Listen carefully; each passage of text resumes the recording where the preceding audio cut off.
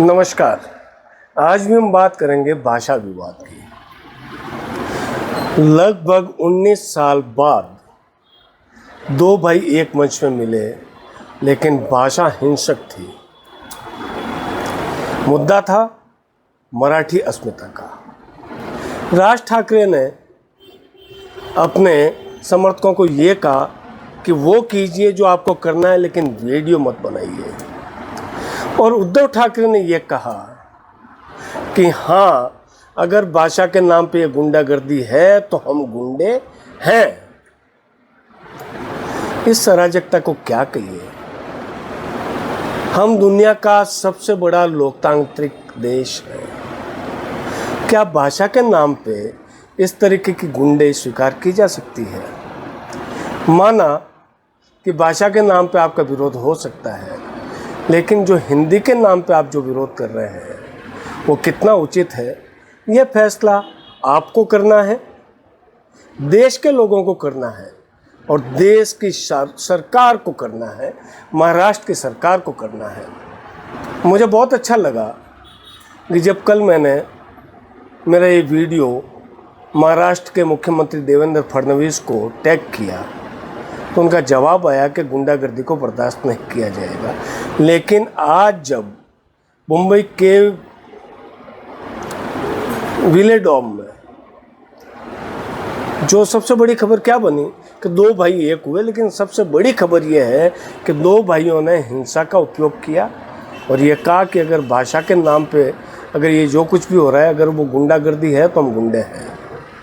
एक भाई ये कहता है कि जिसको मारना है, जिसको पीटना है पीटिए, वीडियो मत बनाइए, पकड़ में मत आइए। माना कि हम एक विविधतापूर्ण देश में रह रहे हैं, लेकिन हमारा लोकतंत्र एक है, हमारा संविधान एक है। इस संविधान को चुनौती कैसे कोई सरकार बर्दाश्त कर सकती है?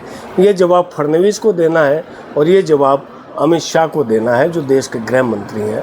हालांकि 2 दिन पहले वो मुंबई पहुंचे थे और उन्होंने अपनी बात भी शायद की होगी, लेकिन आज जिस तरीके का संकेत मिला है और जिस तरीके से लोगों को मराठी बोलने के लिए मजबूर किया जा रहा है, सुशील केडिया जिन्होंने ये इस गुंडागर्दी का विरोध किया, उनके दफ्तर पर जिस तरीके से पत्थरबाजी हुई और एक अकेला पुलिस वाला लोगों को नहीं संभाल सकता, लोग प्लास्टिक के कैरी बैग में पत्थर डाल के लाए थे।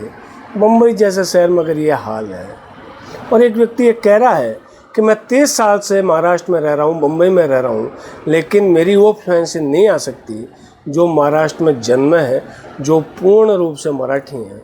तो आप इस चीज़ को समझिएगा, ये हमें किस दिशा में ले जा रही है। क्या हम आज भी हिंदू मुसलमान के बंटवारे पे अटक गए? क्या अब हम SC ST मराठी, राजस्थानी, गुजराती, बंगाली इस पे बट के रहेंगे? ये एक बहुत बड़ा मुद्दा है और ऐसा मुद्दा है जो हिंदुस्तान को एक भाषा युद्ध के नाम पे किसी और रास्ते पे ले जा रहा है। आज राज ठाकरे अगर ये कहते हैं कि हिंदी के मुल्क, जो हिंदी भाषी मुल्क है, वो तरक्की नहीं कर पाए, लेकिन राज ठाकरे को ये नहीं भूलना चाहिए कि आज मुंबई जो आर्थिक राजधानी है वो सिर्फ मराठी लोगों की वजह से नहीं है।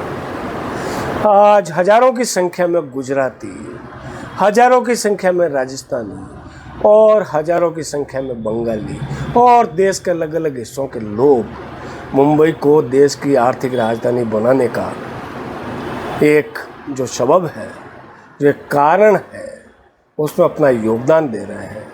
आज अगर आप गैर मराठी भाषी लोगों को अगर आप निकाल देंगे तो आप सोचिएगा कि मुंबई स्टॉक एक्सचेंज का क्या हाल होगा। आज जो IT कंपनियां जो मुंबई में काम कर रही है उनका क्या हाल होगा। तो ये एक अराजकता है। और आज के चौथा पाए के इस एपिसोड में मैं नरेंद्र मोदी सरकार, देश के गृह मंत्री अमित भाई शाह और महाराष्ट्र के मुख्यमंत्री देवेंद्र फडणवीस से एक नागरिक के रूप में ये अपील करता हूँ।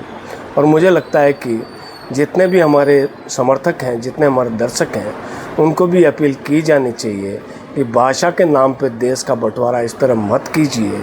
हम 3 मोर्चों पर नहीं, हम 4 मोर्चों पर लड़ने को तैयार हैं, बशर्ते हिंदुस्तान एक हो। और हमें एक भाषा और संस्कृति के नाम पे हमें लड़ना और हमें लड़ाना ये अंग्रेज़ सिखा गए।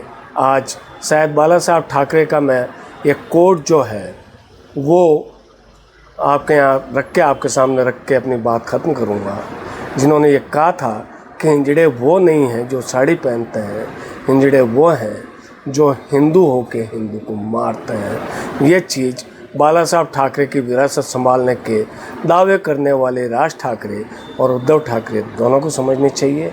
आप आज के इस एपिसोड में दुखी होकर मैं चूँकि इतनी ही बात कर रहा हूँ कि भाषा के नाम को देश को बांटने का प्रयास किया जा रहा है, इसका विरोध कीजिए, डट के विरोध कीजिए और सबके सामने आइए। आज मुंबई सिर्फ मराठी भाषी लोगों की वजह से नहीं है, मुंबई देश का दिल है। इस दिल को मत टूटने दीजिए, दिल को मत टूटने दीजिए। और सभी लोग ये जो गुंडागर्दी हो रही है इसका विरोध कीजिए। हम कल के एपिसोड में आपसे इसी मुद्दे पे बात करेंगे, लेकिन आज जितना दिल व्यथित है, इस व्यथित दिल को आपके सामने छोड़ जाता हूँ कि भाषा के नाम पे हमें मत बांटिए, मत बांटिए, मत बांटिए। नमस्कार।